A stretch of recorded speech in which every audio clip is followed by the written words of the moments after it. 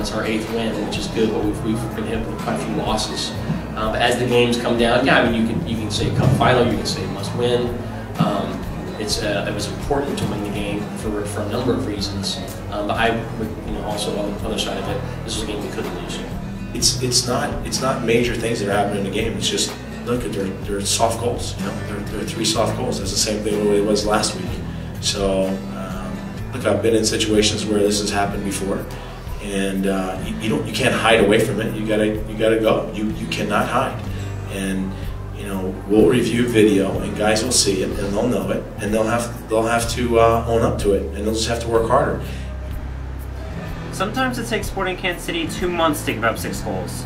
Lately, it's only taken them 2 games. Sporting Kansas City carried over their poor defensive performance from their 3-0 loss to DC United and gave up 3 goals once again in a 3-1 loss tonight to the Houston Dynamo. I'm Ben Gartland, and this is Last Touch.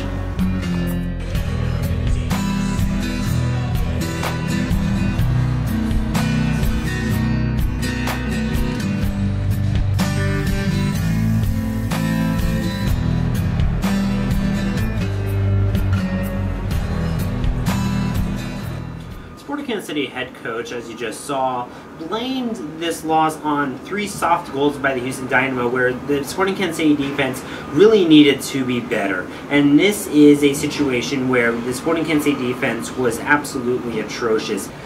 Looking back on this performance by both Aurélien Collin and Laurent Olum, it can really be seen as a very poor defensive performance that really stood out amongst a team collective poor performance. Aurélien Collin in particular has had a very bad couple of weeks. We're used to seeing Aurélien Collin, who sometimes gets caught with the forward that gets behind him, and he thinks it's offside, but really isn't. But at least he recovers some of the time.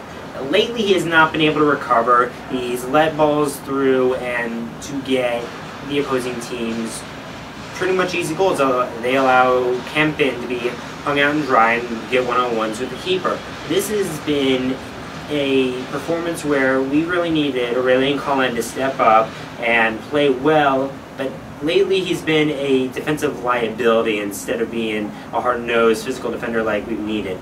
Moving on to Laurent Olum, seeing Laurent Olum play is really indicative of how much Sporting Kansas City is missing Uri Rosell.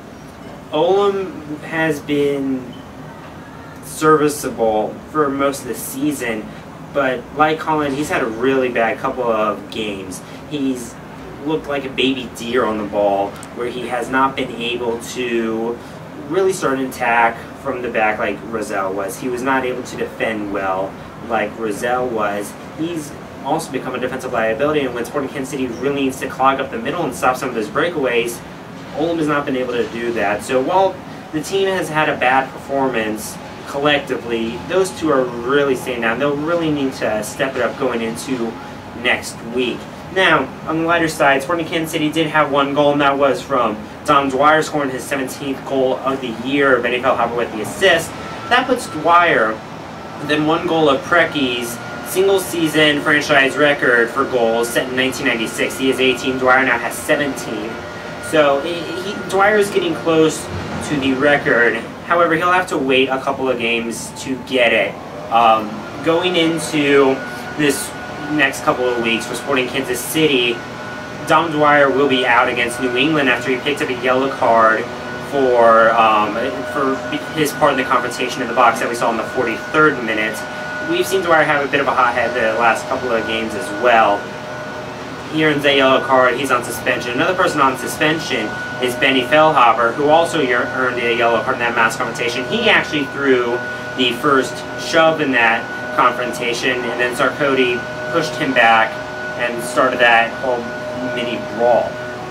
So now Feilhaber and Dwyer are out for the match against New England this Wednesday in Foxborough, where Sporting Kansas City will go on 4 days rest without 2 of their best offensive targets against one of the better defenses in MLS, or at least they were at the start of the year. So it'll be interesting to see how Sporting is able to adjust to that. Now the next time Sporting Kansas City will be at home will be for the CONCACAF Champions League. They take on Saprissa on September 18th at home. 5 days later they take on Real Estelí in their final Champions League home game. Now coming off this tough 3-game road stretch, which didn't look as tough at the beginning of this Houston match, now it's starting to look tougher and tougher as they deal with injury and suspensions. These 3 games will see what kind of momentum Sporting Kansas City has going into these Champions League games, which, based on results in the Champions League between all 3 of the teams, become must-wins for Sporting Kansas City. So now we have a stretch of about 6 games where Sporting Kansas City is needing a result and wins in the Champions League games, and results and preferably wins in the league games going into these 6 games in September. This will be one of the most important stretches of the season for Sporting if they want to end up going to where they set themselves at the beginning of the season. If they want to achieve the goals of contending for the Supporters' Shield, of winning the Eastern Conference, get into the 2015-2016 Champions League, these upcoming 6 games are going to be an extremely important stretch for them. But if they play like tonight, well, then they're in for a lot of trouble. For the Distributor Network, I'm Ben Gartland. This has been The Last Touch.